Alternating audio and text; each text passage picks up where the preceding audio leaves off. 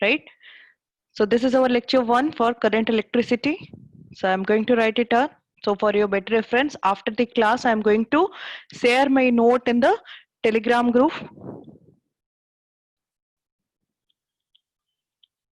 Right. Okay. As we know that we have studied about the properties of charge and how the charge behaves. How the charge behaves when it is at rest. We have already completed it in static electrostats, right? In electrostatics, right? So now what is the meaning of current electricity? Now we are going to study about the behavior of charge when it moves. It is the study about the moving charge. It is the study about moving charge now,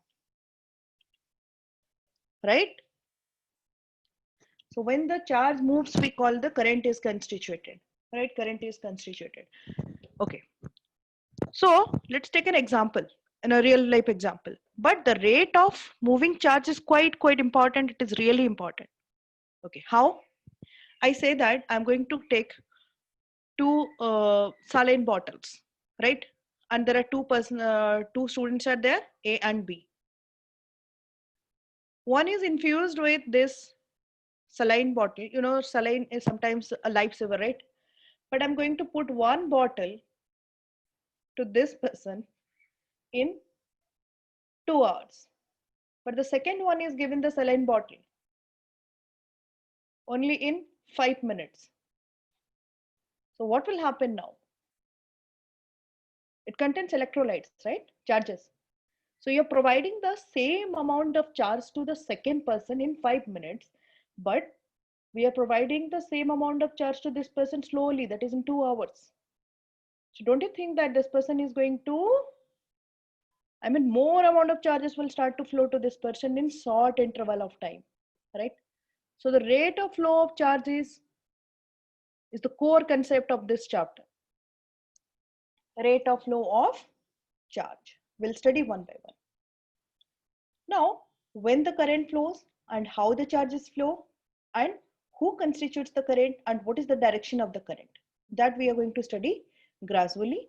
Then we will move. So today is the first lecture. So let's start it with that how the currents do flow in a conductor. So you know that the conductor is such a material in which the number of free electrons are very high.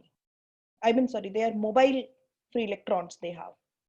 Of course, free electrons means the electrons that can flow. Let this end is A and this one is B. This is an isolated conductor. This is not connected to any external supply. Now what I did, I'm going to take a battery and going to connect it. We have studied about the use of this battery in the capacitor chapter also, like what happens. Okay, so this is positive end and this one is negative end. So obviously this end is going to be at a higher potential and this one is going to be a lower potential now, right? This is going to be a higher potential and this is going to be a lower potential. Now what will happen? Now you know that an electric field is going to be constituted over here from the positive end to the negative end. This is your electric field's direction from the higher to lower potential. So what will happen by the time the electrons that has been set everywhere throughout the conductor, they will start to experience a force opposite to the direction of the electric field. Opposite to the direction of the electric field. If I say this is our electric field is constituted. Now this is your electron which is going to experience a force opposite to the direction of the electric field, that is amounts to be EE. That amounts to be EE. Clear? Charge multiplied by the electric field is the magnitude and the direction is going to be opposite to it. And the positive ions and the positive charges that are present are going to experience a force along the direction of the electric field. So now these electrons will start to move from lower potential to higher potential, right? So what will happen now? Negative ions or charges start to move from lower to higher potential. Lower to higher potential. What will happen to the positive charges? They will start to move from higher to lower potential, right? Okay. Okay. What is the direction of the current flows? You know, this is called as conventional direction of current flow. Conventional direction of current. What is the meaning of it? It has been assumed from a long time that the current flows opposite to the direction of the negative charge. So this is going to be the direction of the flow of current. Direction of the flow of current. Direction of the flow of current is opposite to the direction of the flow of negative charges. Right? Okay. So the current will start to flow in this direction. That means the current is going to flow from higher potential to lower potential, higher to lower potential. So now the current is going to be constituted and it is going to flow from A to B. Okay. Whenever the charge carriers are both positive and negative, then the current is constituted due to both negative charges as well as due to the positive charges. So in that case, we do find it out. I'll make you do one numerical on that also. It is a previous year question as well. That whenever both the charges is the cause of the current flow, so we have to find out the net direction of the current. Net direction of the current. If I say n number of electrons or the charges are there, they are constituting current, right? And if the negative charges are flowing along negative direction towards left, so the current due to this negative charge is I minus, that will be flowing towards right. But at the same time, if I say that some amount of positive charges are also flowing right towards left, so in that case the direction of the current due to the positive charge is from right to left. This is I plus. So the net current is going to be, or I dash plus, the net current is along either towards right or minus. If I say this one is 10 ampere, ampere is the unit of current and this is 20 ampere. So who is going to be more, like 20 ampere is more than 10. So the net current is going to be, right?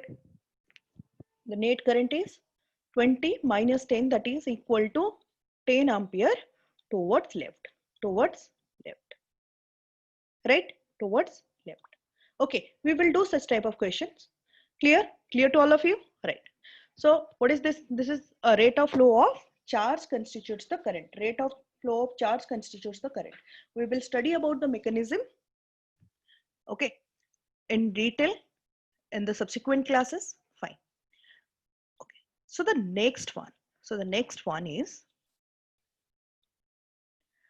how do we understand it? Okay. The definition of current, if I'll talk about the definition of the current, if I say that, I'm just taking a real life example. This is a river. Let's take an example. This is a river, right? Water is flowing from this end A to B, right? How do we measure the flow of water or the amount of flow of water? So I'm going to consider a cross section. Okay, any cross section. Let me take this cross section. Right. I say that 10,000 liter of water is entering into this junction, right, at this area. Per 1 second, we got that 10,000 liter of water is entering at A. Okay. If you measure the amount of water that is coming out at B, the amount of water that is coming out at B is 8,000 liter per second. So what does it mean?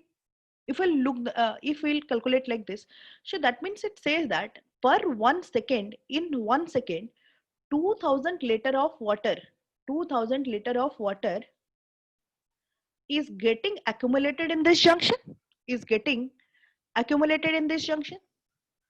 So if this happens, so what will happen? The river is going to be flooded, right? Or if I say that, is it possible that 10,000 is coming from this direction and we are getting 12,000 liter over here? That means in that particular case, another water source should have joined here, but there is no water source here. So what is this? What does this mean? That means whatever be the amount of water is coming from this, same amount of water should come out of this.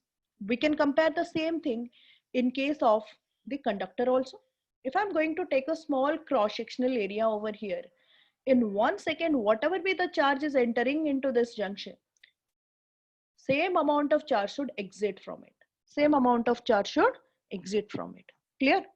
So that means this is going to give us the definition of the magnitude of the current. So what is the definition of the magnitude of current? The magnitude of the current is defined as in 1 second, or as a layman's language, we can say that in 1 second, and or in 1 unit time, in fact, in 1 unit time, okay, how many charges are flowing, how many charges are flowing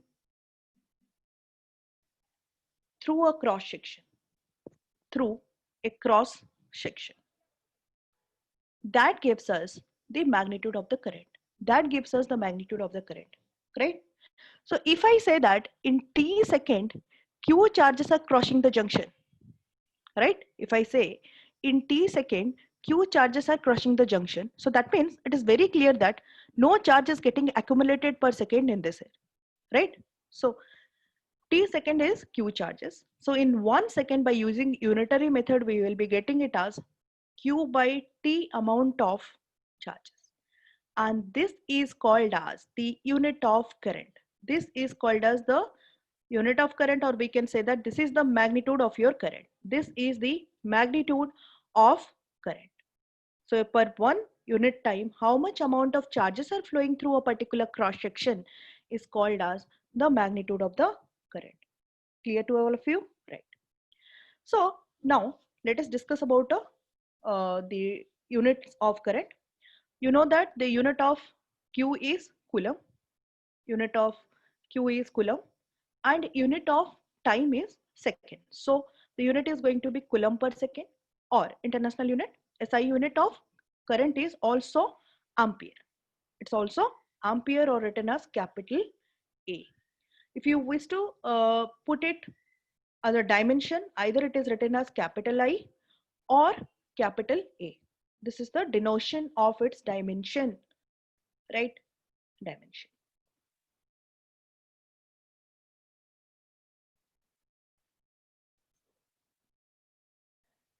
Now, basically, we are going to study about the two types of current over here. One is average current and the second one is instantaneous current, right? You know that the average is for an interval, for a definite interval of time, how much amount of charge is flowing is called as average current. And if you make that interval very small, so in that particular case, we call it as instantaneous current. Clear? Okay.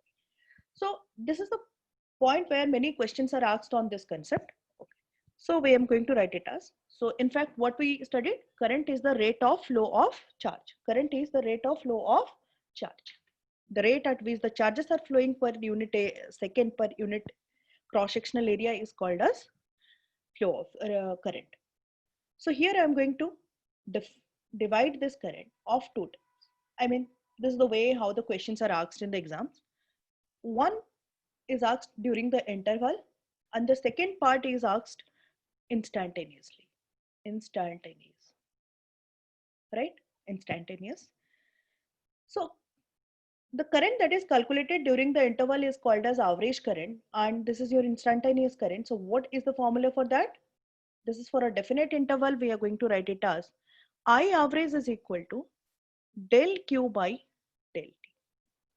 Coming to the instantaneous one, this value is going to approach almost equal to 0, or very small, infinitesimally small one. So we write it as I instantaneous is dq by dt.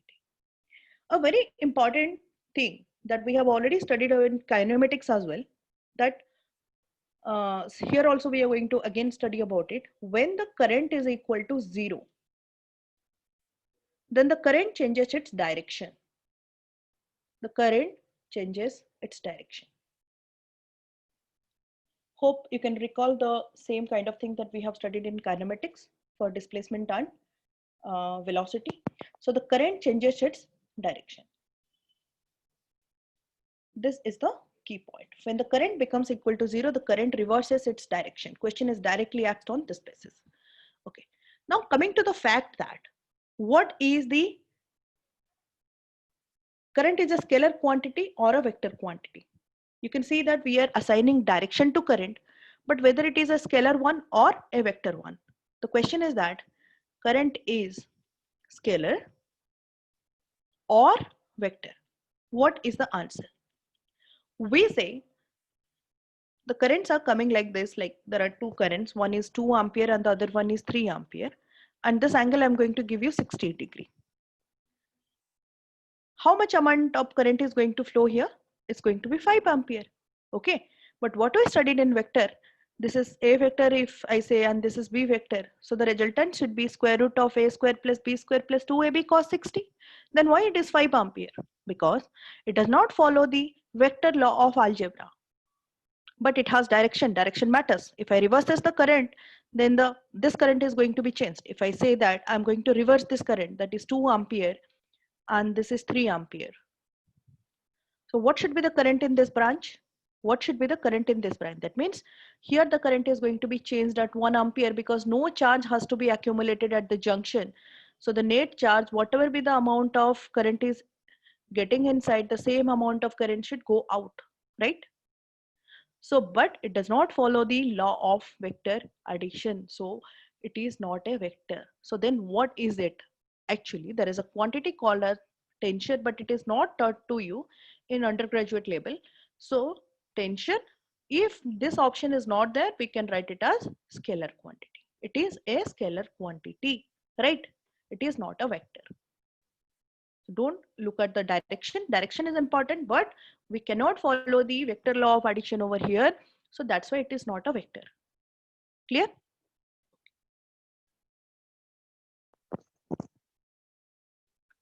Now, let's start doing the question.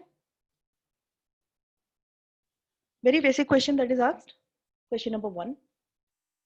Example. It says that given that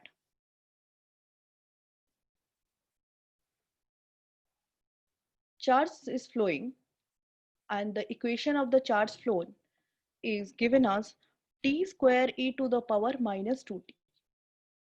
Find out the time. Find out the time when the current reverses its direction. When the current changes its direction. Its direction, right?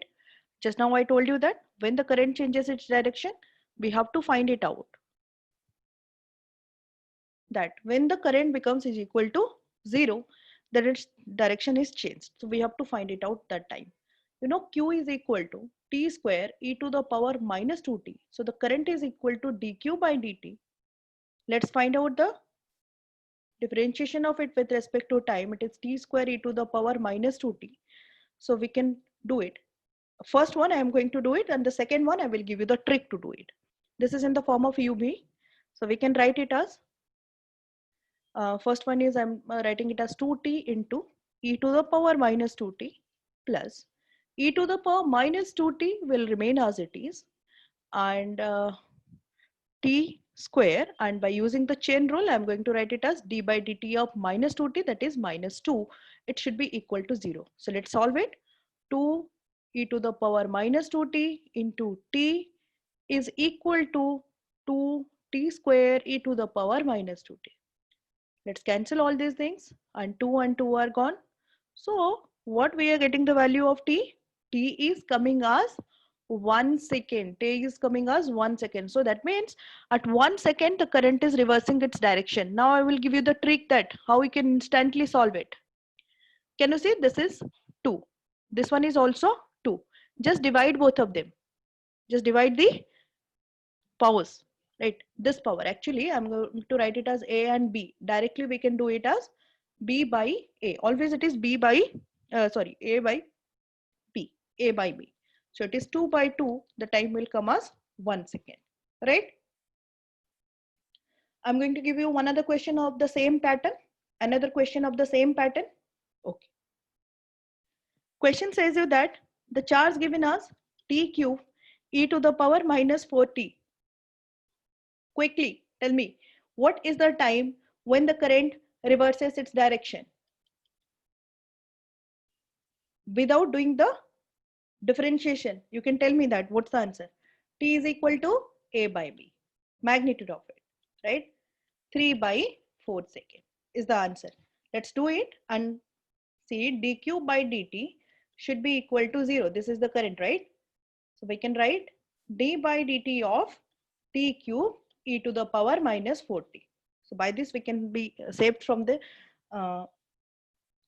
okay. So this is 3t square e to the power minus 4t plus e to the power minus 4t into minus 4 into t to the power 3. It should be equal to 0, right? So we can write 3t square e to the power minus 4t is equal to, take this to right hand side, it will become 4t cube e to the power minus 4t. Now you can see this and this are getting cancelled. So one of the t is retained. So t is equal to 3 by 4 second. This is the time when the current is reversing its direction. This is the time when the current is reversing its direction. Another question. Another question of same pattern. Q is equal to t to the power a e to the power minus bt. At what time the current reverses its direction? Answer. Answer is t is equal to a by b second. T is equal to a by b second. In that time, the current reverses its direction. Hope it is very clear to all of you that how to deal with this question. Okay.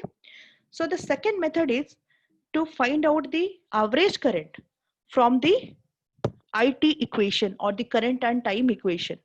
From the current and time equation. So the next concept is the calculation of I average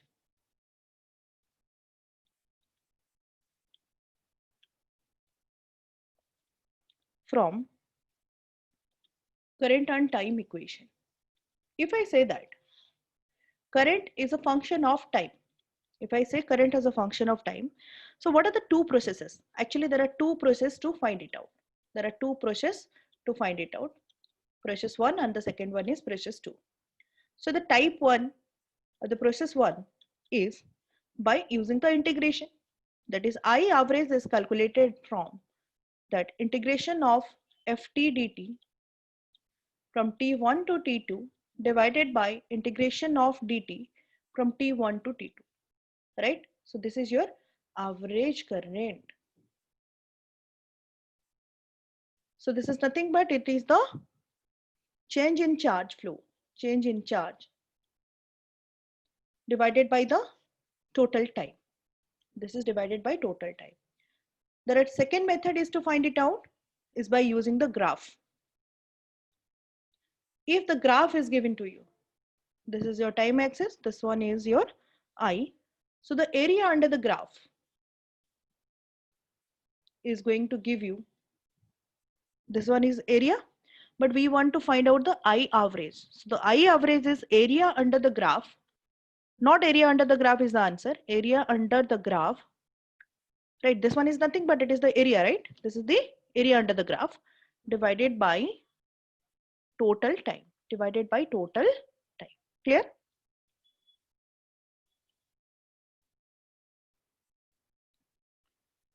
I will do one question today and we'll continue the same thing in the later sections.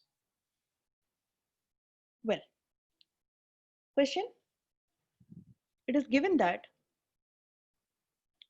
I is equal to 4 minus 2t, I is equal to 4 minus 2t. Calculate the average current. Calculate the average current.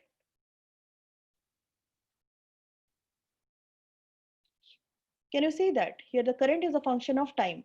Current is a function of time. So equation, best question it is. So how to find it out? How to find it out and what should be the limit should be taken. So first of all, we have to find out the time at which the current is reversing its direction.